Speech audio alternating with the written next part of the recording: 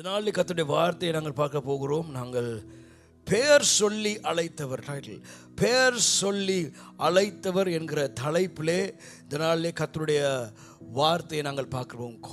Called by name, பெயர் சொல்லி அழைத்தவர் என்கிற தலைப்பிலே இந்த நாளில் வார்த்தையை பார்க்க போகிறோம். நாங்கள் ஒரு விஷயம் கண்களை மூடி ஜெபம் செய்வோம். அன்பு தகப்பனே, இந்த வார்த்தைக்காய் நன்றி. நீர் எங்களை பெயர் சொல்லி அழைத்திருக்கிறீர், அதற்காக நன்றி செலுத்துகிறோம். நீர் எங்களை பெயர் சொல்லி அழைத்து நாங்கள் உம்முடையவர்கள் என்று சொல்லியிருக்கிறீர், அதற்காக நாங்கள் உமக்கு நன்றி என்று சொல்லுகிறோம். எங்கள் மேல் நீர் வைத்திருக்கிற திட்டத்துக்காக நாங்கள் உமக்கு நன்றி என்று சொல்லுகிறோம். எங்கள் மேல் உம்முடைய நோக்கம் பெரிதாக இருக்கிறபடினால் உமக்கு நாங்கள் நன்றி என்று சொல்லுகிறோம். ஆண்டவர், நீர் அழைத்த எந்த காரியமும் ஆண்டவரே அப்பா சபை அது வெறுமனே திரும்பாது.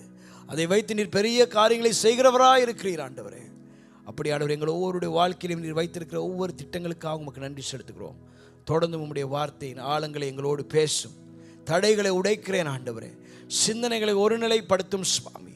எல்லாருடைய சிந்தனையும் ஆண்டவர் உம்முடைய வார்த்தைக்கு நேராய் செலுத்தப்படட்டும் என்று ஜெபிக்கிறேன். தாங்கும் நடத்தும் இயேசுவின் நாமத்திலே ஜெபிக்கிறோம் ஜீவனுள்ள நல்ல பிதாவே, ஆமென், ஆமென், ஆமென். பெயர் சொல்லி அழைத்தவர்.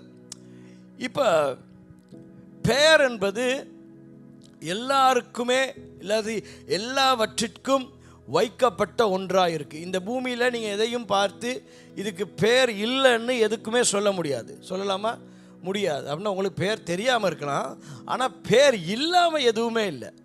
பேர் இல்லை, இந்த பொருளுக்கு இதுக்கு பேர் இல்லை அப்படின்னு சொல்லி கண்ணால் காண முடியாத காற்றுக்கே நம்ம காற்றுன்னு பேர் வச்சுருக்கிறோம். ஸோ காண்றோம் இல்லையோ, எப்படியோ எல்லாவற்றுக்குமே ஒரு பேரை நாம் வைத்திருக்கிறோம். எதற்காக இந்த பேரை நாங்கள் வைத்திருக்கிறோம்னு சொல்லி சொன்னால், அந்த பேர் அதிகமாக எப்படி அந்த பேர் வைக்கப்படுது அப்படின்னு சொல்லி சொன்னால், அது அதன் கிரியையை செய்வதை வைத்து அந்த பேரை சொல்லும் பொழுது நமக்கு தெரியும், இந்த பேரை உடைய இந்த காரியம், இந்த நபர் இப்படிப்பட்டவங்க, இல்லாட்டி இது இப்படியான ஒரு காரியம் அப்படின்னு சொல்லி அதன் தன்மையை வைத்து தான் நாங்கள் என்ன சொல்கிறோம்னு சொன்னால் ஒரு பேரை வைக்கிறோம். ஆமென், ஆமென்.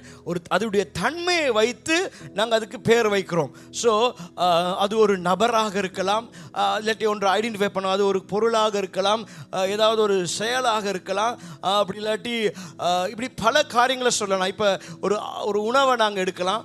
அப்போ இப்போ ஃப்ரைட் ரைஸ்னால் அது ஒரு மாதிரி இருக்கும், பிரியாணின்னா அது ஒரு மாதிரி இருக்கும்ல, அது மாதிரி கொத்து ரொட்டினா அது ஒரு மாதிரி இருக்கும். ஸோ அந்த மாதிரி ஒவ்வொன்றுக்கும் ஒவ்வொரு பேரை வைத்திருக்கிறோம். ஸோ நமக்கு தெரியும், ஓகே ஃப்ரைட் ரைஸ் ஆர்டர் பண்ணால் அது எப்படி வரும்னு நமக்கு தெரியும், அது எப்படி இறங்கும்னு தெரியும். அது மாதிரி எதுக்கெல்லாம் நம்ம பேர் வைத்திருக்கிறோமோ அது எல்லாம் எப்படிப்பட்டது என்று சொல்லி நாங்கள் நன்கு அறிந்திருக்கிறோம். ஸோ அதன் செயலை வைத்து, அது செய்ய போகிற காரியத்தை வைத்து நம்ம அதுக்கு பேர் வைக்கிறவர்களாக இருக்கிறோம். ஆமென், ஆமென். இப்போ ஏசின்னு சொல்லி நம்ம ஆன் பண்ணிவிட்டு ஹீட்டரை எதிர்பார்க்க மாட்டோம். ஏசின்னு ஆன் பண்ணிவிட்டு கூலிங்கை தான் எதிர்பார்ப்போம் இல்லையா? அப்படி தானே? வித்தியாசமாக பார்ப்பீங்களா இல்லையா? அதே மாதிரி ஹீட்டரை ஆன் பண்ணிவிட்டு ஹீட்டரை தான் எதிர்பார்ப்போம். அதே மாதிரி ஒரு தொழில்னு சொல்லி எடுத்தோம்னு சொல்லி சொன்னால், ஒரு செக்யூரிட்டி கார்டு அப்படின்னு சொல்லி எடுத்தோம்னு சொன்னால், அவர் செக்யூரிட்டி கார்டு அப்படின்னு அவரை நாங்கள் நியமிக்கிறோன்னா, அவர் அந்த செக்யூரிட்டி வேலையை செய்கிறதுக்காக அவர் வைக்கப்பட்டிருக்கிறார். ஆகவே அவருக்கு செக்யூரிட்டி கார்டுன்னு சொல்லி பேர் வைக்கப்பட்டிருக்கு. அக்கௌண்டன்ட்னு சொல்லி ஒருத்தர் வச்சோம்னு சொன்னால், அவங்க அக்கௌண்ட்ஸ் வேலை செய்கிறதுக்காக அவங்க வைக்கப்பட்டிருக்காங்க. ஆகவே அவங்க அக்கௌண்டிங் வேலையை செய்கிறனால அவங்களை அக்கௌண்டன்ட் அப்படின்னு சொல்லி சொல்லப்படுகிறது. ஆகவே சம்பந்தப்படாத ஒரு பேரை நாங்கள் வைக்க மாட்டோம். அப்படி இல்லாட்டி ஒரு பேரை இருக்கிற ஒரு காரியத்துக்கிட்ட சம்பந்தப்படாத ஒரு காரியத்தை எதிர்பார்க்கவும் மாட்டோம். ஆமென், ஆமென். செக்யூரிட்டி கார்டை போயிட்டு கேட்க மாட்டோம், இந்த மாதம் இன்கம் எவ்வளோன்னு சொல்லி. அப்படி கேட்டோம்னா நம்மளை கொண்டு எங்கேயாச்சும் போட்டுருவாங்க. ஏன்னா செக்யூரிட்டி கார்டு கிட்ட கேட்க வேண்டிய விஷயம் இருக்குது, அக்கௌண்டன்ட் கிட்ட போயிட்டு அவங்கக்கிட்ட கேட்க வேண்டிய விஷயம் இருக்குது. ஆகவே எதுக்கெல்லாம் நாங்கள் பேரை மனிதன் வைத்திருக்கிறானோ அது சம்மந்தப்பட்டதுக்கு தான் அவங்க பேரை வைக்கிறாங்க.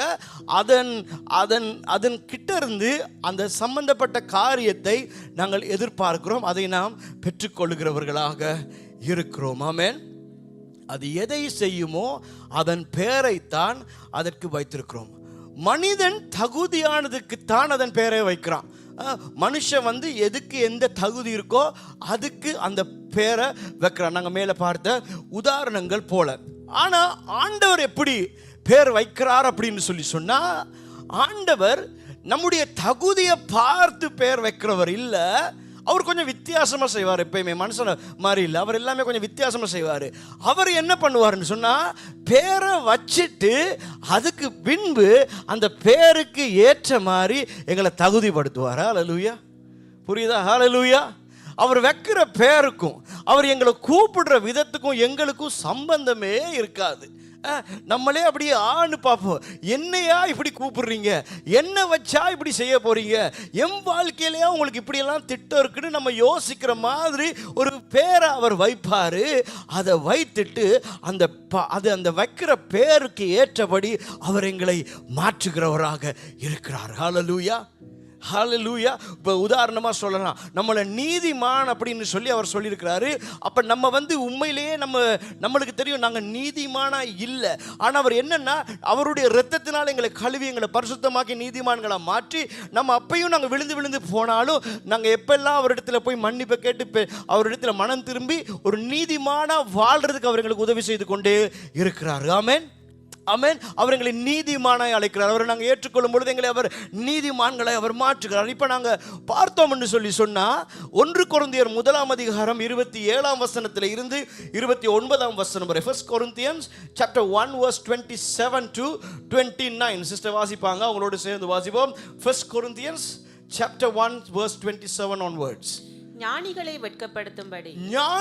வெட்கப்படுத்தும்படி தேவன் உலகத்தில் பைத்தியமானவைகளை தெரிந்து கொண்டார். தொடர்ந்து வாசிங்க. பலமுள்ளவைகளை வெட்கப்படுத்தும்படி தேவன் உலகத்தில் பலவீனமானவைகளை தெரிந்து கொண்டார். சரியா? இப்ப ஞானிகளை வெட்கப்படுத்த, இந்த பூமியில் இருக்கிற பெரிய பெரிய ஞானிகளை படித்தவங்களோட அவங்களோட ஒரு டிபேட்டுக்கு போகிறோமா, ஒரு காரியத்தை பற்றி டிபேட் பண்ண போகிறோமா, பேச போகிறோமா அப்படின்னு சொன்னால், இந்த உலகத்தின் முறை எப்படின்னு சொன்னால், அவங்கள விட படித்தவங்கள தான் அவங்களோட பேசுறதுக்கு அனுப்புவாங்க. அதான் முறை இல்லையா? ஒரு கோர்ட்டில் ஒரு கேஸ் போகுதுன்னு சொன்னால், இந்த லாயர் வாராரு இந்த கேஸ் சம்பந்தமாக பேசுறதுக்கு அப்படின்னா, அடுத்து ஒரு பிராக்டிஸ் பண்ணிட்டு இருக்கிற ஒரு லாயர் அனுப்ப மாட்டாங்க. அவரோட விட இன்னும் நல்லா லா பேசக்கூடிய, படித்த எக்ஸ்பீரியன்ஸ் இருக்கிற, பல கேசஸை வின் பண்ண ஒரு பெரியவரை தான் அனுப்புவாங்க. அதுதான் உலகத்தின் இது. அதான் நான் சொன்னேன், உலகம் எப்பயுமே தகுதியானதை தான் கொடுக்கும். ஆமென். தகுதியானதை தான் எடுத்து உலகம் பயன்படுத்த பார்க்கும். ஸோ ஞானிகளை வெட்கப்படுத்த ஞானிகளைத்தான் உலகம் பயன்படுத்தும். ஆனால் வேதம் சொல்கிறது, ஞானிகளை வெட்கப்படுத்த தேவன் உலகத்தில் பைத்தியமானவைகளை தெரிந்தெடுத்திருக்கிறார். ஹல்லேலூயா, ஹல்லேலூயா. அந்த பாருங்க,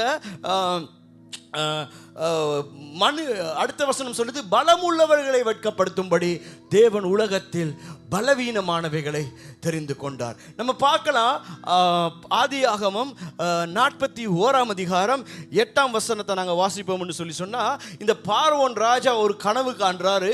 அவருக்கு அந்த கனவை கண்டு ரொம்ப டிஸ்டர்ப் ஆகிறாரு. இந்த கனவுக்கு அர்த்தம் தெரியாமல் இருக்கிறாரு. அந்த வசனத்தை வாசித்து பார்ப்போம். காலமே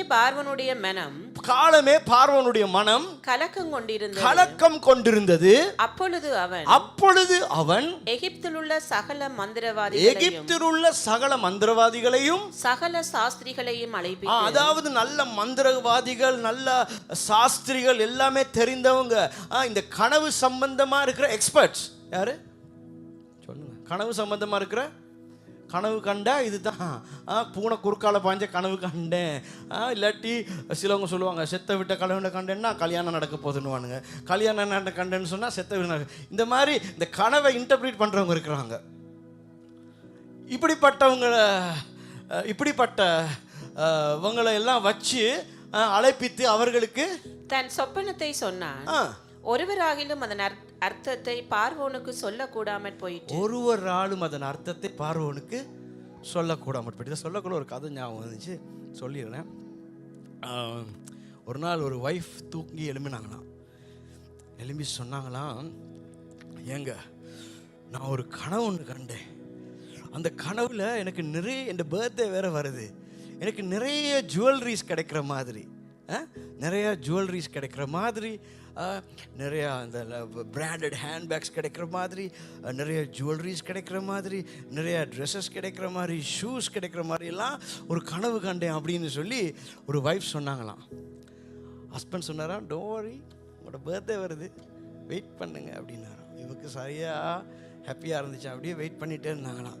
சரியாக பர்த்டே அன்று வந்தோன்னு ஒரு பாக்ஸை போயிட்டு கணவன் அப்படியே கையில் கொடுத்தாராம். ஒய்ஃபுக்கு சரியான ஹாப்பியாக, நான் கனவு கண்டு சொன்னது அப்படியே பழிச்சிருச்சு அப்படின்னு சொல்லி அந்த பாக்ஸை திறந்தா அதுகளுக்கு ஒரு புக் இருந்துச்சான், ஹவு டு இன்டர்பிரீட் ட்ரீம்ஸ் அப்படின்னு சொல்லி. எப்படி கனவுகளை மொழிபெயர்த்து பார்க்குறது அப்படின்னு சொல்லி. அது மாதிரி இங்கே இவர் ஒரு கனவை கண்டுட்டாரு. இவருக்கு இந்த கனவுக்கு அர்த்தம் புரியலை. ஆகவே இந்த கனவை இன்டர்பிரேட் பண்ணுறதுக்கு அவர்கிட்ட அந்த புக்கும் இருக்குல்ல. ஸோ அந்த சாஸ்திரிகள் எல்லாரையும் கூப்பிட்டு, இந்த மந்திரவாதிகள் எல்லாரையும் கூப்பிட்டு அர்த்தத்தை சொல்ல சொன்னால், வார்த்தை கடைசி பகுதி சொல்லுது, ஒருவர் ஆளும் அதன் அர்த்தத்தை பார்வோனுக்கு சொல்லக்கூடாமல் போயிட்டு. ஆமென். அதாவது உலக ஞானத்தினால இதுக்குரிய பதிலை கொடுக்க முடியாமல் போயிடுச்சு. உலக ஞானத்தினால இதனுடைய பதிலை கொடுக்க முடியாததுனால பார்வோன் ரொம்ப சோர்ந்து போயிட்டார். அதாவது நாங்கள் வாசித்த வார்த்தையோடு ஒப்பிட்டு பார்ப்போம்னு சொன்னால், ஞானிகள், இந்த சாஸ்திரிகள், இந்த மந்திரவாதிகள், இவங்களுடைய ஞானத்தினால இவங்களுக்கு இதை சொல்லவே முடியாமல் போயிடுச்சு. 38ஆம் வசனத்துக்கு போவோம். இப்போ யார்? நம்முடைய யோசேப்பு அடிமையா அவர் அப்படியே சிறைச்சாலையில் இருக்கிறாரு. இப்போ என்ன நடக்குது பாருங்க. அப்பொழுது பார்வோன் தன் ஊழியக்காரரை நோக்கி, தேவ ஆவியை பெற்ற இந்த மனுஷனை போல வேறொருவன் உண்டோ என்றார். காரணம் என்னன்னா, இதுக்கு முன்பு இருக்கிற வசனங்களை வாசிச்சு பார்த்தீங்கன்னு சொன்னா, இந்த ட்ரீமை சொன்னோன்னே இந்த ட்ரீமுக்குரிய அர்த்தத்தை அவர் சொன்னாரு. வார்த்தை சொல்லுது. அதை கேட்கும் பொழுது எல்லாருக்குமே அது சந்தோஷமா இருந்துச்சு, சமாதானமா இருந்துச்சு அப்படின்னு சொல்லி எல்லாருமே தேவன் யோசேப்பு மூலமா பேசினதை ஏற்றுக்கொண்டாங்க அப்படின்னு சொல்லி பார்க்கிறோம். ஸோ இந்த இடத்துல நாங்கள் என்ன பார்க்குறோம்னா, இந்த மந்திரவாதிகள், இந்த சாஸ்திரிகள், இந்த ஞானவான்கள் அத்தனை பேரையும் தேவன் ஒரு சாதாரணமான ஒரு யோசேப்பை கொண்டு அவர் ஜெயம் கண்டார். ஆமென், ஆமென். அப்போ என்ன நடந்துச்சுன்னா, இந்த ஞானிகள், இந்த இவங்க எல்லாருடைய ஞானத்தையும் தேவன் இந்த சாதாரணமான யோசேப்பை பயன்படுத்தி அவர்களை தோற்கடித்து காண்பித்தார். வார்த்தை சொல்லுகிறபடி ஞானிகள் எல்லாரும் வெட்கப்பட்டு போனாங்க. ஆமென். அவங்க எல்லாம் அன்றைக்கி போனோம் ரொம்ப வெக்கத்தோடு போயிருப்பாங்க. இப்படி ஒரு அர்த்தம் இருக்குன்னு நமக்கு தெரியாமல் போயிருச்சு, எப்படி இந்த சின்ன பையன் அப்படி சொன்னான் அப்படின்னு சொல்லி பரிசுத்த ஆவியானவரால் நிரம்பி அன்றைக்கு யோசேப்பு அந்த சொப்பனங்களுக்கு அர்த்தம் சொன்னார் என்று பார்க்கிறோம். அதே போல கடைசி அந்த வசனத்தை வாசிப்போம்னு சொன்னால் 27ஆம் வசனம், verse 27, 1 Corinthians chapter 1 verse 27, கடைசி பகுதியை நாங்கள் வாசிப்போம்னு சொல்லி சொன்னால், பலமுள்ளவைகளை வெட்கப்படுத்தும்படி தேவன் உலகத்தில் பலவீனமானவைகளை தெரிந்து கொண்டார். தேவன் 1 Corinthians chapter 1 verse 27, தேவன் பலமுள்ளவைகளை வெட்கப்படுத்தும்படி பலவீனமானவைகளை தெரிந்து கொண்டார். நாங்கள் அப்படியே திருப்பிக் கொள்வோம். 1 Samuel chapter 17 verse 33. 1 Samuel chapter 17 verse 33. அப்பொழுது சவுல் தாவீதை நோக்கி, நீ இந்த பெலிஸ்தனோடு, அதாவது இவ்வளவு பயங்கரமான பலசாலியான கோலியாத்தோடு எதிர்த்து யுத்தம் பண்ண உன்னால் ஆகாது. நீ இளைஞன், அதாவது நீ பலவீனமானவன், நீ இன்னும் சின்ன பையன், அவன் பெரிய ஒரு பலசாலியாக இருக்கிறான். அவனோ தன் சிறு வயது முதல் யுத்த வீரன். அவனோ சின்ன வயதிலிருந்து யுத்த வீரனா வளர்ந்து வந்த ஒருவன். Okay, next verse. தாவீது சவுலை பார்த்து, உம்முடைய அடியான் என் தகப்பனுடைய ஆடுகளை மேய்த்து கொண்டிருக்கிற போது ஒரு விசை ஒரு சிங்கமும் ஒரு விசை ஒரு கரடியும் வந்து மந்தையில் இருக்கிற ஒரு ஆட்டை பிடித்து கொண்டது. நான் அதை தொடர்ந்து போய் அதை அடித்து அதை அதன் வாய்க்கு தப்புவித்தேன். அது என் மேல் பாய்ந்த போது நான் அதன் தாடியை பிடித்து அதை அடித்து கொன்று போட்டேன். அந்த சிங்கத்தையும் அந்த கரடியையும் உம்முடைய அடியானாகிய நான் கொன்றேன். விருத்த சேதனம் இல்லாத இந்த பெலிஸ்தனும் அவைகளில் ஒன்றை போல இருப்பான். அவன் ஜீவனுள்ள தேவனுடைய சேனைகளை நிந்தித்தானே என்றார். ஆமென், ஹல்லேலூயா. இந்த இடத்துல நாங்கள் என்ன பார்க்குறோம்னா, ஒரு பலமுள்ள ஒன்றை ஒரு பலவீனமான, அப்படி இல்லாட்டி ஒரு சிறிய ஒரு யுத்த வீரனை, ஒரு சிறிய ஒரு வாலிபன் எப்படி போயிட்டு அவனை அடித்து கொலை செய்கிறான் அப்படின்றத குறித்து நாங்கள் இந்த இடத்துல பார்க்கிறோம். ஸோ அந்த 27ஆம் அதிகாரத்தில் சொல்லப்பட்டபடி ஞானிகளை வெட்கப்படுத்த தேவன் பைத்தியமானவைகளை தெரிந்து கொண்டது போல பலமுள்ளவைகளை வெட்கப்படுத்த தேவன் பலவீனமானதை தெரிந்து கொள்கிறார். ஹல்லேலூயா. ஹalleluya. தாவீதை பார்த்து சொல்றாரு, சவுல், உங்களால் முடியாது தாவீது, அவன் பெரிய சின்ன வயசுலேருந்தே அவன் ரெஸ்லிங் பண்ணிட்டு இருக்கான், அவனோட யுத்தம் பண்ண முடியாது. சகோதரர்களும் சொல்கிறாங்க, போயிரு, உன்னால் முடியாது அப்படின்னு சொல்லி. ஆனால் அவர் தேவனை நம்பி வருகிறார். தேவன் அன்றைக்கு தாவீதிட பலத்தை வைத்து தாவீது போயிட்டு சவுலை மேற்கொள்ளவில்லை. தேவனுடைய பலத்தினால் தாவீது நிரம்பி அன்றைக்கு சவுலை மேற்கொண்டார் என்று சொல்லி நாங்கள் பார்க்கிறோம். ஹல்லேலூயா, ஹல்லேலூயா, ஆமென். ஆகவே பலவீனமானதை பலனாய் மாற்றுகிற அல்லது ஜெயம் கெடுக்க பண்ணுகிற தேவன் நம் தேவனாய் இருக்கிறார். ஆமென், ஆமென், ஹல்லேலூயா. இது எல்லாம் நடக்கிறதுக்கு, இது எல்லாம் கடவுள் நம்மளை வைத்து செய்யணும் என்று சொன்னான். நாங்கள் பலவீனமானவர்களாக இருக்கலாம். இப்படிப்பட்ட பெரிய பெரிய காரியங்கள் எல்லாம் மேற்கொண்டு நாம் ஜெயம் காண வேண்டும் என்று சொன்னான். கர்த்தர் நம்மிடத்திலிருந்து எதிர்பார்க்கிறது, அவருக்கு முன்பதாக நாம் பெருமை பாராட்டாமல் நம்மை தாழ்த்தி நடக்கும்போது கர்த்தர் சாதாரணமான பலவீனமான எங்களை எடுத்து அவர் பெரிதான பலம் உள்ளவைகளை எல்லாம் மேற்கொள்ள பண்ணுவார். ஹல்லேலூயா. அடுத்த வசனத்தை வாசிப்போம். verse 28. உள்ளவைகளை அவமாக்கும்படி, உள்ளவைகளை அவமாக்கும்படி உலகத்தின் இழிவானவைகளையும், உலகத்தின் இழிவானவைகளையும், அற்பமாய் எண்ணப்பட்டவைகளையும், இல்லாதவைகளையும் தேவன் தெரிந்து கொண்டார். அடுத்த வசனம், மாம்சமான எவனும். எதனால் தேவன் அப்படி செய்கிறார் என்றால், மாம்சமான எவனும் தேவனுக்கு முன்பாக பெருமை பாராட்டாத படிக்கு, பெருமை பாராட்டாமல் இருப்பதற்காக. ஹல்லேலூயா. எதற்காக தேவன் பலவீனமானதையும், எதற்காக தேவன் ஞானமற்றதையும் பைத்தியமானதையும் தெரிந்து கொள்கிறார் என்று சொன்னால், அப்பத்தான் இந்த மனுஷன் சொல்லுவான் கடைசியில், இது என் பலத்தில் நடக்கலை, இது தேவனுடைய பலத்தில் நடந்தது. ஆமென். இன்றைக்கி சில காரியங்கள் எங்கள் லைஃப்பில் நாங்கள் எதிர்பார்க்குற மாதிரி மூவ் பண்ணாமல் இருக்கும். சில காரியங்கள் நாங்கள் எதிர்பார்க்குற மாதிரி நடக்காமல் இருக்கும். எதற்காக அப்படின்னு சொன்னால், கடவுள் முழுக்க நாங்கள் அவரை சாரணும். அவரால் மட்டுமே இது நடந்தது, அவரால் மட்டுமே இது கிடைத்தது, அவர் தான் எனக்கு இதை செய்தார் என்று சொல்கிற இடத்துக்கு நாங்கள் வர வேண்டும் என்று சொல்லி அவர் விரும்புகிறார். ஆமென். அநேக நேரங்களில் அநேக காரியங்களை ஆண்டவர் செய்து முடித்த பின்பு அப்படியே ஆண்டவரை மறந்துடுறது. இன்றைக்கி காலையில் கூட நான் வரக்குள்ள ருக்ஷாவோட பேசிட்டு வந்தேன்.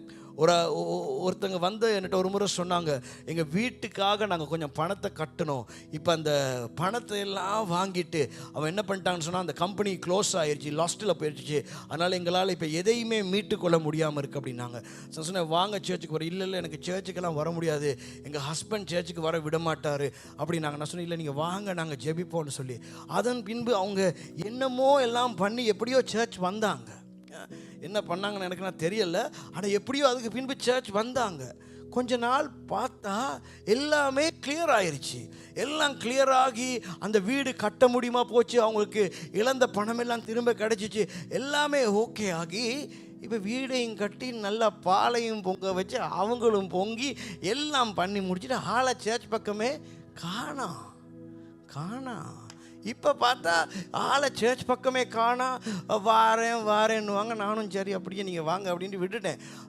என்ன சொல்ல வாரேன்னா, சில நேரத்தில் நம்முடைய பலவீனமான நேரங்களில் நம்ம தேவனை தேடிட்டு தேவன் நமக்கு செய்த பின்பு நாங்கள் தேவனை அநேக நேரங்களில் மறந்து போகிறோம். நம்ம யாருன்னு தான் ஆண்டவருக்கு தெரியுமே. அதனால ஆண்டவர் என்ன பண்ணுறாருன்னு சொன்னால், சில நேரங்களில் சில காரியங்களை எங்களோட ஸ்பீடுக்கு செய்ய மாட்டார். நாங்கள் எவ்வளவுக்கு எவ்வளவு நம்ம அவரில் டிபெண்ட் ஆகிறோமோ, அவரே வேணும், எனக்கு இது நடந்தால் இது உம்மால் மட்டும்தாயா நடக்கும், நான் இதை பெற்றுக்கொள்கிறதுக்கு எந்த தகுதியுமே இல்லை, இது கிடைக்கிறதுக்கு எந்த தகுதியுமே என்கிட்ட இல்லை அப்படின்னு சொல்லி நம்ம அந்த அளவுக்கு நம்ம தாழ்த்தி அப்படியான ஒரு டெஸ்பரேட் சிச்சுவேஷனில் போய் அவரை பார்த்து கதறுகிற பொழுது அவர் எங்களுக்கு செய்து கொடுக்கிறார். ஆமென், ஆமென், ஆமென். ஆகவே பலவீனமாக இருக்கலாம், பலனற்று இருக்கலாம், அல்லது எங்களுக்கு அதுக்குரிய எந்த குவாலிஃபிகேஷன்ஸ் எதுவுமே இல்லாமல் இருக்கலாம். ஆனால் நம் கர்த்தரை நம்புவோம். ஐயோ என்கிட்ட இது இல்லையே அதனால் என்னால் அதை செய்ய முடியாது, என்கிட்ட அது இல்லையே அதனால் என்னால் அதை செய்ய முடியாதுன்னு நினைக்காதீங்க. எதுவுமே என்கிட்ட இல்லாட்டியோ ஆண்டவர் என்னோடு இருக்கிறாரு, அவர் எனக்கு இதை செய்து தருவார் என்று சொல்லி நம்ம அவரை நம்புவோம். ஹல்லேலூயா, ஹல்லேலூயா. வார்த்தை அழகா சொல்லுது பாருங்க. மாம்சமான எவனும் verse 29 தேவனுக்கு முன்பாக பெருமை பாராட்டாத படிக்கு. ஆமென். பெருமை பாராட்டாத படிக்கு பைத்தியமானவைகளையும் பலவீனமானவைகளையும் எடுத்து அவர் பயன்படுத்துகிறவராய் இருக்கிறார். ஹல்லேலூயா. திரும்பவும் சொல்கிறேன், உலகம் வந்து எங்களுடைய தகுதியை பார்த்து, எங்களோட குவாலிஃபிகேஷனை பார்த்து தான் எல்லாம் கொடுக்கறதா இருக்குது. இப்போ அதனால் குவாலிஃபைட் ஆகிறது தப்புன்னு சொல்ல வரல. ஆனால் உலகம் அப்படித்தான் ஒரு ஒரு ஒரு நிலையை வைத்திருக்குது. ஆனால் தேவனோ அவரோ பைத்தியமானவைகளையும் பலவீனமானவைகளையும் எடுத்து அவர் பலனுள்ளதாய் மாற்றுகிறவராக இருக்கிறார். ஆமென். ஆனால் இது எல்லாம் நடக்க ஆண்டவர் நம்மகிட்ட எதிர்பார்க்கிறது, நம்ம விட்டு கொடுக்கணும். ஆண்டவருக்கு என்னால் முடியாது ஆண்டவரே, நீர் செய்யும் ஆண்டவரே, நீர் தந்தா தான் ஆண்டவரே, என் பலத்தில் ட்ரை பண்ணிட்டேன் ஆண்டவரே, முடியாது ஆண்டவரே, ஆண்டவரே தோல்வி தான் ஆண்டவரே, ஆகவே நீர் செய்தால் தான் இது சரி வரும் ஆண்டவர்னு சொல்லி அந்த அளவுக்கு நம்ம தாழ்த்தும் போது, நம்ம விட்டு கொடுக்கும் போது அவர் செய்கிறவராக இருக்கிறார். ஆமென். விட்டு கொடுக்கும்போது, தாழ்மையாக இருக்கும்போது, முழுவதுமாக அவரை நம்பும் பொழுது, எப்பயுமே எங்களுடைய இன்ஃப்ளூயன்ஸையோ எங்களுடைய எக்ஸ்பீரியன்ஸையோ எதையுமே நம்பாமல், கர்த்தர் தான் எனக்கு இதை செய்தால் செய்யணும், கர்த்தர் தான் எனக்கு இதை தந்தா தரணும்னு சொல்லி நாங்கள் இருக்கும்போது கர்த்தர் தருகிறார். ஆனால் பெற்ற பின்பும் நாங்கள் அது இந்த நன்றி உள்ளவர்களாக, ஆண்டவருக்கு முன்பதாக தாழ்மை உள்ளவர்களாக நாங்கள் இருக்க வேண்டியவர்களாய் இருக்கிறோம். ஆமென். ஆண்டவர் ஒரு பேரை வச்சு நம்மளை கூப்பிட்றாருனாலே அதில் ஏதோ ஒன்று செய்ய போகிறாருன்னு அர்த்தம். ஆமென். வேதத்தில் நமக்கு தெரியும், இந்த ஆபிராம், ரைட், ஆபிராம், இந்த ஆபிராம்ன்ற பேர் வந்து ABRAM, ஆபிராம். இந்த பேர் வந்து ஆபிராமுக்கு ஆபிராம்ட தகப்பன் தேராகு வைத்த பேர். சரியா? தேராகு தான் ஆபிராம்ட அப்பா. யாரு? தேராகு. யாரு? தேராகு வச்சுறாங்க போயிட்டு இந்த பேரை உங்கள் பிள்ளைகளுக்கு. தேராகு வந்து சில வழிபாடுகள் செய்துக்கிட்டு இருந்தவர். அவர் என்ன பண்ணாருன்னா, அவருடைய மகன் ஆபிராம் கிடைச்ச நேரம் ஆபிராமுக்கு இந்த பேரை வைக்கிறார். என்ன பேர்? ஆபிராம். ஆபிராம் அப்படின்னா அர்த்தம் என்ன அப்படின்னு சொல்லி சொன்னால், எக்ஸால்டட் ஃபாதர், அப்படி இல்லாட்டி உயர்த்தப்பட்ட தகப்பன். இதுதான் அதோடைய அர்த்தத்தை கொடுக்குது கிரேக்க மொழியில். எக்ஸால்டட் ஃபாதர், உயர்த்தப்பட்ட தகப்பன். ஸோ இந்த பேரை ஆபிரகாம் பிறந்த நாள் முதல், பிறந்த நேரத்திலேருந்து ஆபிராம் பிறந்துட்டார். ஆபிராம் இங்கே வாப்பா, ஆபிராம் அங்கே போப்பா, ஆபிராம் அதை செய்ப்பா, ஆபிராம் இதை செய்ப்பான்னு சொல்லி 99 இயர்ஸ், 99 வருடங்கள் ஆபிராம்னு கூப்பிடுறாங்க. அதில் அர்த்தம்னு நான் சொன்னேன். என்ன அர்த்தம்? உயர்த்தப்பட்ட தகப்பன், எக்ஸால்டட் ஃபாதர். ஆனால் 99 வருஷமா ஆபிராம்னு கூப்பிட்டாலும் ஆபிராம் தகப்பன் ஆகல. பேரில் தகப்பன் இருந்தாலும் ஆபிராம் தகப்பன் ஆகல. இப்போ இன்னைக்கு போய் யாரும் பேர் மாத்தாங்க. சரியா? ஆபிராம்னு சொன்னாலும் ஆபிராம் தகப்பன் ஆகல. பேரில் தகப்பன் இருந்துச்சு, ஆனால் அவர் தகப்பனாக மாறாமலே 99 வருடம் அவர் இருந்துட்டார். இந்த பேர் தகப்பனால் கொடுக்கப்பட்ட பேர், மனிதனால் கொடுக்கப்பட்ட பேர். எந்த செயலையுமே செய்யலை. நாங்கள் வாசிப்போம்னு சொல்லி சொன்னால் 17ஆம் அதிகாரம் ஆதியாகமம், Genesis chapter 17 verse 4 to 5. நான் உன்னோடே பண்ணுகிற என் உடன்படிக்கை என்னவென்றால் நீ திரளான ஜாதிகளுக்கு தகப்பன் ஆவாய். சரி, அதாவது இவ்வளவு நாள் ஆபிராம் உன்னை வந்து உயர்த்தப்பட்ட தகப்பன்னே சொல்லிட்டு இருந்துட்டாங்க. ஆனா இப்ப நான் உங்க பேரை மாற்றுகிறேன், திரளான ஜாதிக்கு, அதாவது அநேகம் பேருக்கு நீங்க ஒரு தகப்பனாக மாற போறீங்க. Okay, next verse. இனி உன் பேர் பாருங்க, பேர் மாறுது. இனி உன் பேர் ஆபிராம் என்னப்படாமல், ஆபிராம் இல்ல, ரைட், ABRAM இல்ல, ஆபிராம் இல்ல, நான் உன்னை திரளான ஜாதிகளுக்கு தகப்பனாக நான் உன்னை ஏற்படுத்தினபடியினால் உன் பேர் ஆபிரகாம் எனப்படும். உன்னுடைய பேர் ஆபிரகாம் என்னப்படும். ஆமென்.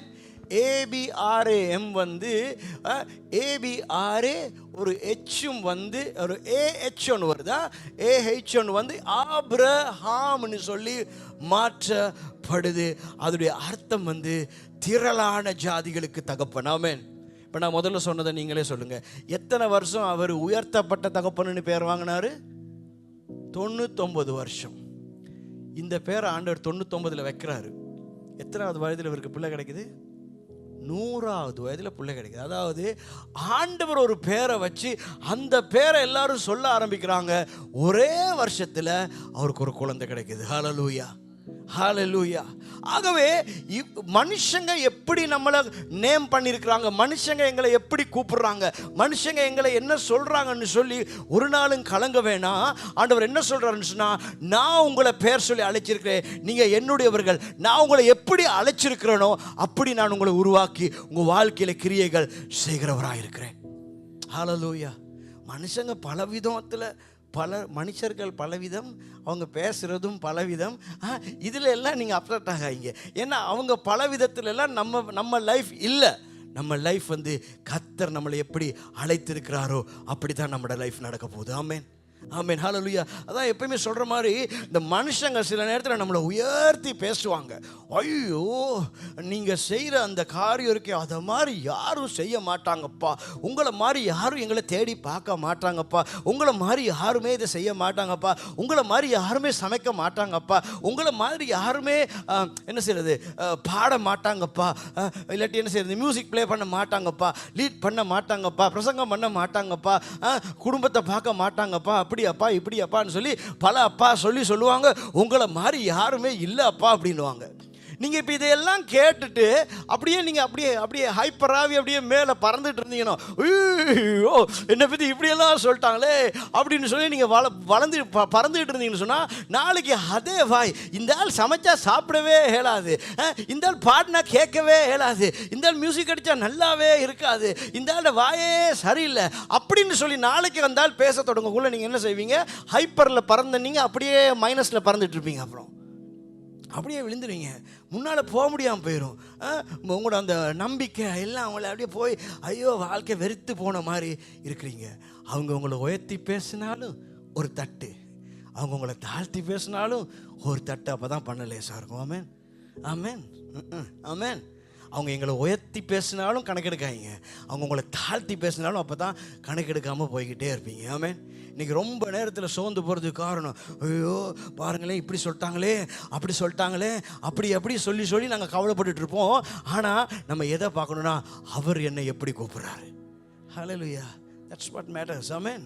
அவர் என்ன எப்படி கூப்பிட்றாரு, யாரை எப்படி கூப்பிட்டா எனக்கு என்ன, ஆண்டவர் என்ன எப்படித்தான் அழைத்திருக்கிறாரு. அவர் அந்த பின்பு அந்த ஒரு வருஷமாக நீ திரளான ஜாதிகளுக்கு தகப்பன், நீ திரளான ஜாதிகளுக்கு தகப்பன், தேவன் சொல்கிறது கேட்க கேட்க அதைப்படி எல்லாரும் சொல்ல ஆரம்பிக்க ஒரு 1 இயருக்குள்ள 99 வருடம் நடக்காத காரியத்தை தேவன் அன்றைக்கு செய்து முடித்தார். ஹல்லேலூயா. ஆண்டவர் பேரை மாற்றினோன்னு, ஆண்டவர் கூப்பிட்ட தொடங்கின உடனே ஒரு 99 வருடம் நடக்காத எல்லாமே அந்த ஒரு வருடத்தில் நடந்தது என்று சொல்லி நாங்கள் வேதத்தில் பார்க்கிறோம். ஆமென். ஆகவே ஒரு நாளும் யாருடையும் கமெண்ட்டில் வாழ போகாதீங்க. கர்த்தர் உங்களை எப்படி அழைத்திருக்கிறாரோ அதை மட்டும் நம்பி வாழுங்க. ஹல்லேலூயா, ஹல்லேலூயா. யார் கைவிட்டாலும், யார் என்ன சொன்னாலும், யார் அவதூறாக பேசினாலும், யார் எங்களை தள்ளினாலும் ஒதுக்கினாலும் பரவாயில்ல, அவர் எங்களை நீ என்னுடையவன் என்று சொல்லி அழைத்திருக்கிறார். அவருக்கு எங்கள் வாழ்க்கையில் ஒரு திட்டம் உண்டு. ஆமென். அவருக்கு எங்கள் வாழ்க்கையில் ஒரு நோக்கம் உண்டு. ஆமென். அந்த நோக்கத்தை திட்டத்தை நோக்கி ஓடுகிறவர்களாய் நாம் இருக்க வேண்டும். ஹல்லேலூயா. தூசி போல தட்டிட்டு போகிற ஒரு கிருபையை ஆண்டவர்கிட்ட பெற்றுக்கொள்ளுங்க. ஹல்லேலூயா. தூசி போல தட்டிட்டு யார் அதனால தான் எப்போ யார் உயர்த்தி பேசினாலுமே தட்டிடுங்க, அப்போ தான் தாழ்த்தி பேசினாலும் தட்ட ஈஸியாக இருக்கும். ஆமென். அப்படி நம்ம மாறிட்டோம் என்று சொன்னால் நம் வாழ்க்கை எப்பொழுதுமே சந்தோஷமாயும் ஜெயமாயும் இருக்கும். ஆமென். ஒரு வசனத்தை வாசிக்கிறேன். சம்பவம் எல்லாருக்குமே தெரிஞ்சனால ரொம்ப வசனங்களை வாசிக்க போகிறதில்ல, ஒரு சில வசனங்கள் மாத்திரம். நியாயாதிபதிகளின் புத்தகம் 6ஆம் அதிகாரம் 12ஆம் வசனம். Judges chapter 6 verse 12. Judges chapter 6. கர்த்தருடைய தூதனானவர் அவனுக்கு தரிசனமாகி, கிதியோனுக்கு தரிசனமாகி, பராக்கிரமசாலியே கர்த்தர் உன்னுடனே இருக்கிறார். ஆமென். ஹல்லேலூயா. இந்த நேரத்தில் இந்த பராக்கிரமசாலி என்று சொல்லப்பட்ட இந்த கிதியோன் ஒரு பராக்கிரமசாலியாக வேலை செய்துட்டு இருந்த ஒரு டைம் இல்லை. ஆண்டவர் அவரை கூப்பிடுற நேரம், ரைட், நான் முதல்ல சொன்னபடி உலகம் நமக்கு ஒரு பேரை வைத்து கூப்பிடுதுன்னு சொன்னால் நம்ம அந்த பேருக்குரிய எதையோ செய்துக்கிட்டு இருக்கணும், அப்போ தான் உலகம் அந்த பேரை சொல்லி கூப்பிடும். ஆனால் இங்கே ஆண்டவர் கிதியோனை பார்த்து பராக்கிரமசாலியே அப்படின்னு சொல்லும் பொழுது, கிதியோன் ஒரு பராக்கிரமசாலியாக செய்கிற ஒரு வேலையை அவர் செய்யவில்லை. நீங்கள் அந்த சம்பவத்தை வாசித்து பார்த்தீங்கன்னா தெரியும். மீதியானியர்கள் வந்து இஸ்ரவேலரை அதிகமாக ஒடுக்கி கொண்டிருந்த ஒரு காலம். இவங்களுடைய எல்லா ஆசீர்வாதங்களையும் இவங்க விதைப்பாங்க, இவங்க அறுவடையை பெற்றுக்கொள்ள போகிற நேரம், இவங்க நன்மையை பெற்றுக்கொள்ள போகிற நேரம் இந்த மீதியானியர் வந்து எல்லாவற்றையுமே எடுத்துக்கொண்டு போயிடுவாங்க. ஏனென்றால் இந்த இஸ்ரவேலர் தேவனுக்கு பிரியமில்லாத வாழ்க்கை வாழ்ந்தபடினால தேவன் அந்த அதிகாரத்தில் பார்க்கலாம், முதல் 2 வசனங்களில் தேவன் மீதியானியர்களுடைய கைகளிலே இஸ்ரவேலரை ஒப்பு கொடுத்திருந்தார். ஆகவே எப்பெல்லாம் இவங்க ஆசீர்வதிக்கப்பட பார்க்குறாங்க அந்த நேரமெல்லாம் இந்த மீதியானியர்கள் வந்து எல்லாவற்றையுமே எடுத்து கொண்டு போயிடுவாங்க. நீங்க வாசிச்சீங்கன்னு சொல்லி சொன்னா verse 4, Judges chapter 6 verse 4, அவர்களுக்கு எதிரே பாளையம் இறங்கி காசாவின் எல்லை மட்டும் நிலத்தின் விளைச்சலை கெடுத்து இஸ்ரவேலிலே ஆகாரத்தை ஆகிலும் ஆடு மாடுகள் கழுதைகளை ஆகிலும் வைக்காதே போவார்கள். ஆகவே இப்படித்தான் அவங்க வந்து மீதியானியர்கள் வந்து செய்து கொண்டே இருப்பாங்க. இவங்க இப்படி செய்து கொண்டிருக்கிறதுனால இந்த இந்த இந்த இவர் கிதியோன் என்ன செய்தாருன்னு சொல்லி சொன்னா இதை எல்லாவற்றையுமே பாருங்க 11ஆம் வசனம் வாசிங்க சிஸ்டர். அதற்கு பின்பு கர்த்தருடைய தூதனானவர் வந்து அபியேஸ்டேரியன் ஆகிய யோவாசின் ஊராகிய ஒப்ராவில் இருக்கும் ஒரு கர்வாலி மரத்தின் கீழ் உட்கார்ந்தார். தூதனானவர் வந்து ஒரு மரத்தின் கீழ் உட்கார்ந்திருக்கார். அப்ப என்ன நடக்குது? அப்பொழுது அவனுடைய குமாரன் கிதியோன் கோதுமையை மீதியானியரின் கைக்கு தப்புவிக்கிறதுக்காக, கோதுமையை பாதுகாக்கிறதுக்காக, சரியா, பாதுகாக்கிறதுக்காக ஆலைக்கு சமீபமாய் அதை போரடித்தார். ஆலைக்கு சமீபமாய் அதை போரடித்துக்கொண்டார். இப்ப இவர் வந்து ஒன்னும் பெரிய பராக்கிரமசாலி செய்கிற வேலையெல்லாம் இவர் செய்யல. இவர் ஸ்டொக் எடுத்து ஒழிச்சிட்டு இருக்கிறாரு. இதைத்தான் இவர் செஞ்சிட்டு இருக்கிறாரு. இதை செய்துட்டு இருக்கக்குள்ள verse 12 says பராக்கிரமசாலின்னு சொல்லி வந்து தூதன் கூப்பிடுறாரு. பராக்கிரமசாலியே அப்படின்னு சொல்லி தூதன் கூப்பிட்டோன்னே நம்முடைய கிதியோனுக்கு யாரை கூப்பிடுறாரு? யாராவது இங்கே இருக்காங்களோ அப்படின்னா தூதன் இல்லை, உங்களை தான், நீங்கள் தான் பராக்கிரமசாலி அப்படின்னு சொன்னோன்னே அவருக்கு அப்படியே ஷாக் ஆயிடுச்சு. ஏன்னா என்னையா பராக்கிரமசாலி அப்படின்னு சொல்றீங்க அப்படின்னு சொல்லி. சரி, அப்படியே நாங்கள் பார்த்தோன்னு சொல்லி சொன்னா verse 13, அப்பொழுது கிதியோன் அவரை நோக்கி, என் ஆண்டவனே, கர்த்தர் எங்களோட இருந்தார் இவையெல்லாம் எங்களுக்கு நேரிடுவானே. கர்த்தர் எங்களை எகிப்திலிருந்து கொண்டு வரவில்லையா என்று எங்கள் பிதாக்கள் எங்களுக்கு விவரித்து சொன்ன அவருடைய அற்புதங்கள் எல்லாம் எங்கே? இப்பொழுது கர்த்தர் எங்களை கைவிட்டு மீதியானியரின் கையில் எங்களை ஒப்பு கொடுத்தாரே என்றார். சரி, இதை வாசிக்கக்குள்ள உங்களுக்கு என்ன புரியணும்னா, அவர் வந்து ஒரு பராக்கிரமசாலியா இல்லை, அந்த இடத்துல இருக்கிறாரு. அவரே நொந்து போய் எங்களை காப்பாற்ற யாரும் இல்லை, ஆண்டவர் கொடுத்த வாக்கை ஆண்டவர் நிறைவேற்றார் இல்லை அப்படின்னு சொல்லி ஒரு சோர்ந்து போய் நொந்து போய் கடவுள் மேலேயும் வந்து ஐயோ அந்த கடவுள் நம்மளை ஏன் இப்படி ஆக்கிட்டாரு அப்படின்னு சொல்லி ஒரு வேதனையில் இருக்கிற நேரத்தில் தான் ஆண்டவர் போய்ட்டு சொல்லுவார், ஹேய் பராக்கிரமசாலியே. ஆமென். இப்போ ஏதோ நடக்க போகுதுன்னு அர்த்தம். ஆமென். நமக்கு சம்பந்தமே இல்லாத ஒரு பேரை வச்சு ஆண்டவர் நம்மளை கூப்பிடுறாருன்னா எதையோ நம்மளை வச்சு செய்ய போறாருன்னு அர்த்தம். ஆமென். தூங்கிட்டு இருக்கவங்களா? ஆமென் ஆமென் ஆமென் ஆமென். சரி, இந்த ஒரு 1.5 ஹவராவது தூங்காமல் இருக்கலாமே. சரி, ஓகே. பராக்கிரமசாலியே பராக்கிரமசாலியே அப்படின்னோடனே அவர் அப்படியே ஷாக் ஆயிட்டாரு. verse 14 வாசிங்க. அப்பொழுது கர்த்தர் அவனை நோக்கி பார்த்து, உனக்கு இருக்கிற இந்த பலத்தோட போ. அதாவது கிதியோனே, உனக்கிட்ட பலன் இல்லை, உனக்கிட்ட என்ன எவ்வளவு பலன் இருக்குன்னு எனக்கு தெரியுது, இந்த பலத்தோட போ, நீ இஷ்டவேளை மீதியானியரின் கைக்கு நீங்களாக்கி ரட்சிப்பாய். உன்னை அனுப்புகிறவர் நான் அல்லவா? நான் உன்னை அனுப்புறேன், நீ இருக்கிற இந்த பலத்தோட போ அப்படின்னு சொல்றாரு. இதை சொன்ன உடனே இந்த கிதியோன் ஓப்பன் ஆகி தன்னுடைய நிலைமையை சொல்றாரு. verse 15 and 16. அதற்கு அவன், என் ஆண்டவரே, நான் இஷ்டவேளை எதனாலே ரட்சிப்பேன்? எப்படி ஆண்டவரே நான் இஷ்டவேளை ஜெயம் கொள்ள முடியும்? இதோ மனாசேயில் என் குடும்பம் மிகவும் எளியது, என் குடும்பமும் ரொம்ப சின்னது, என் தகப்பன் வீட்டில் நான் எல்லாரிலும் சிறியவன் என்றான். குடும்பத்திலே நான் தான் ரொம்ப சின்ன ஆளு. அதற்கு கர்த்தர், நான் உன்னோடே கூட இருப்பேன்.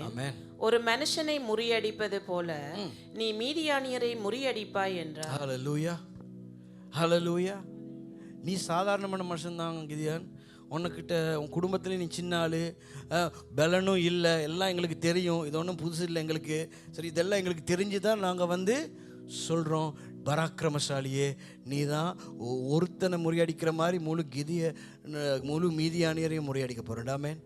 ஆமென். கர்த்தர் நம்மளுக்கு ஒரு வாக்கை கொடுக்கும்போது நம்முடைய நிலைமையை போய் நம்ம கர்த்தருக்கு எக்ஸ்பிளைன் பண்ண தேவையில்லை. ஏன்னா நம்ம நிலைமை தெரிஞ்சு தான் கர்த்தர் நம்முடைய வாக்கை கொடுக்குறாரு. ஆமென். நாம் சொல்ல தேவையில்லை, ஐயோ ஆண்டவரே இப்படி இருக்கே என் நிலைமை, அப்படி இருக்கே என் நிலைமை. ஆண்டவர் சொல்வார், இல்லை எனக்கு உங்கள் நிலைமையெல்லாம் தெரியும், ஆனால் இதையெல்லாம் தாண்டி நான் உங்களை ஆசீர்வதிக்க போகிறேன். ஆமென். எனக்கு உங்கள் நிலைமையெல்லாம் தெரியும், ஆனால் நான் உங்களை உயர்த்த போகிறேன். ஆமென். எனக்கு தெரியும் நீங்கள் எப்படிப்பட்டவங்க, எந்த சூழ்நிலையில் போய்கிட்டு இருக்கிறீங்கன்னு. இது எல்லாம் தெரிந்தாலும் நான் சொல்கிறேன், என் பலத்தினால் நான் உங்களை உயர்த்த போகிறேன். ஹல்லேலூயா, ஹல்லேலூயா. அடுத்து நீங்கள் வசனங்களை தொடர்ந்து வாசித்து பார்த்தீங்கன்னு சொன்னால், இதே ஆண்டவர் சொன்ன உடனே இவர் பார்க்குறாரு. அப்பயும் அவருக்குள்ளே பாருங்கள், அந்த நம்பிக்கை விசுவாசம் ஒழுங்காக இல்லாததுனால அவர் நினச்சிட்டாரு, ஓ ஆண்டவருக்கு என்ன கொண்டு போய் பயன்படுத்த போகிறேன்னு அப்படின்னு சொன்னோன்னே இவர் நினச்சிட்டாரு, ஓ நான் நிறைய ஒரு பெரிய சேனையை ஆயத்தப்படுத்தி கொள்ளணும்னு சொல்லி 32,000 பேரை இவர் ரெடி பண்ணுறாரு. 32,000 பேரை ரெடி பண்ணி போன ஆண்டவர் தட்டுறார். ஒவ்வொன்றா தட்டி தட்டி தட்டி கடைசியாக 300 பேருக்கு கொண்டு வந்து, நாங்கள் வசனத்தை வாசித்து பார்த்தா தெரியும், கிட்டத்தட்ட 1.5 லட்சம் பேரை, ஒரு 300 பேரை வைத்து ஆண்டவர் முறியடிக்கிறார். ஆமென். அதனால தான் ஆண்டவர் சொல்கிறாரு, ஒரு மனுஷனை முறியடிக்கிற போல முழு மீதியானவரையும் நீ முறியடிப்ப. ஆமென். அந்த 300 பேரை வச்சு ஆண்டவர் முறியடித்தார். இப்போ கிதியனுக்கு நல்லாவே தெரியும், என்னது இது நம்ம பலத்தில் நடக்கலை. ஆமென். 32,000 போய் அடிச்சிருந்தா சொல்லியிருப்பார் நம்முடைய கிதியான். 32,000 பேர் இருந்தனால அடித்தோம் இல்லை, நம்ம பிளான் ஒன்று போட்டோம், நீ லெஃப்ட்டில் போ, நீ ரைட்டில் போ, நீ அங்கே போ, இங்கே போ, பேக்கில் போ, அப்படி தான் அடித்தோம். அதுதான் எல்லாம் சக்ஸஸ் ஆகிடுச்சுன்னு சொல்லி 300 பேர் வச்சு என்னத்தை பண்ணுறது. அங்கே நீங்கள் பார்த்தீங்கன்னா தெரியும், விளக்கையும் சட்டையும் எடுத்துகிட்டு தான் போனாங்க சண்டைக்கு. யுத்தத்துக்கு போகிற மாதிரியே போகல, யுத்தத்துக்கு போகிற மாதிரியே போகல. ஆனால் அப்படி போனவங்களை வச்சு கர்த்தர் அன்றைக்கு ஜெயத்தை பெற்றுக் கொடுத்தார். ஹல்லேலூயா, ஹல்லேலூயா. நாங்களும் இன்றைக்கி இதே மாதிரி சொல்லிகிட்டு இருப்போம், ஐயோ ஆண்டவரே நான் சாதாரணமான ஆள், நான் என் குடும்பத்திலேயே சின்ன ஆள், ஆண்டவரே எனக்கு இந்த தேசத்தில் இது இல்லை அது இல்லை, ஆண்டவரே எனக்கு தகுதி இல்லை, எனக்கு ஞானம் இல்லை, எனக்கு கல்வி இல்லை, எனக்கு சர்டிஃபிகேட் இல்லை, எனக்கு அது இல்லை, எனக்கு இது இல்லை, எக்ஸ்பீரியன்ஸ் இல்லை அப்படின்னு சொல்லிகிட்டு இருப்போம். ஆண்டவர் சொல்கிறார், அதெல்லாம் தூக்கி ஒரு பக்கம் போடு, எனக்கு அதெல்லாம் தேவையே இல்லை. அதெல்லாம் இல்லாமல் நான் உங்களை கொண்டு நான் பெரிய காரியங்களை செய்ய போகிறேன். திரும்பவும் சொல்கிறேன், அதெல்லாம் இருக்கிறது தப்பு இல்லை, ஆனால் அது இருந்தால் தான் செய்யலான்னு நினைக்கத்தான் வேணான்றார் ஆண்டவர். ஆமென். அதெல்லாம் இருந்தால் தான் என்னால் இதை செய்யலான்னு நினைக்க வேணாம். அது எல்லாம் இல்லாவிட்டாலும் என்னை பலப்படுத்துகிற கிறிஸ்துவால் எல்லாவற்றையும் எனக்கு செய்ய முடியும். ஹல்லேலூயா, ஹல்லேலூயா. அந்த காலையில் கர்த்தர் சொல்கிறார், நான் எப்படி ஜெயம் எடுக்க போகிறேன்னு நம்ம யோசிக்க தேவையில்லை, எப்படி நான் அதை செய்ய போகிறேன்னு சொல்லி நாங்கள் யோசிக்க தேவையில்லை, எப்படி நாங்கள் அதை பெற போகிறோம்னு சொல்லி அது நாங்கள் ஆண்டவர்கிட்ட கேட்க தேவையில்லை. ஆண்டவர் சொல்லுறாரு, நான் ஒரு வழியை வைத்திருக்கிறேன். ஹல்லேலூயா, ஹல்லேலூயா. உன் கால்குலேஷன் படி 32,000 பேர் தேவை இந்த மீதியானியரை அடிப்பதற்கு. ஆனால் என் கால்குலேஷன் படி ஒரு ஆளும் இல்லாமல் நான் உன்னை மட்டும் வச்சு இந்த முழு மீதியானியரையும் என்னால் மேற்கொள்ள முடியும். ஹல்லேலூயா, ஹல்லேலூயா. ஆகவே இந்த காலை வேளையில் கர்த்தர் நம்மிடத்தில் கேட்கறது எல்லாமே, நம்மளை பேர் சொல்லி அழைத்த தேவனை நாம் நம்புவோம். ஆமென். ஹல்லேலூயா, ஹல்லேலூயா. நம்மளை பேர் சொல்லி அழைத்தவரை நாம் நம்புவோம். சங்கீதம் 18ஆம் அதிகாரம் 17ஆம் வசனம் இப்படியா சொல்கிறது. Psalms chapter 18 verse 17 says, Psalms chapter 18 verse 17, என்னிலும் அதிக பலவான்களாய் இருந்த, தாவீது சொல்றார், என்னிலும் அதிக பலவான்களாயிருந்த என் பலத்த சத்துருவுக்கும், என் பலத்த சத்துருவுக்கும், என்னை பகைக்கிறவர்களுக்கும், என்னை விடுவித்தார், என்னை விடுவித்தார். ஆமென். Psalms 18:17 யாவரும் எழுந்திருப்போம். அவர் சொல்றார், என்னிலும் பலவான்களாயிருந்த. இவங்க எல்லாரும் என்னிலும் பலவான்களாயிருந்தார்கள். அன்னைக்கு இவர் சொல்லியிருப்பார், கிதியோன் என்னிலும் பலவான்களாயிருந்தாங்க. எங்களை காட்டிலும் யுத்தத்தை எப்படி மேற்கொள்ளணும் என்று எல்லாமே தெரிந்தவங்க, எப்படி யுத்தம் செய்யணும் என்று தெரிந்தவங்க, எங்களை விட எல்லா விதத்திலுமே உயர்ந்தவர்களாய் அவர்கள் இருந்தாலும் வார்த்தை சொல்லுது, என் பலத்த சத்துருவுக்கும் என்னை பகைக்கிறவர்களுக்கும் அவர் எங்களை விடுவித்தார். ஆமென். நாங்கள் எதையுமே செய்யலை, அவர் எங்களை விடுவித்தார். ஆமென்.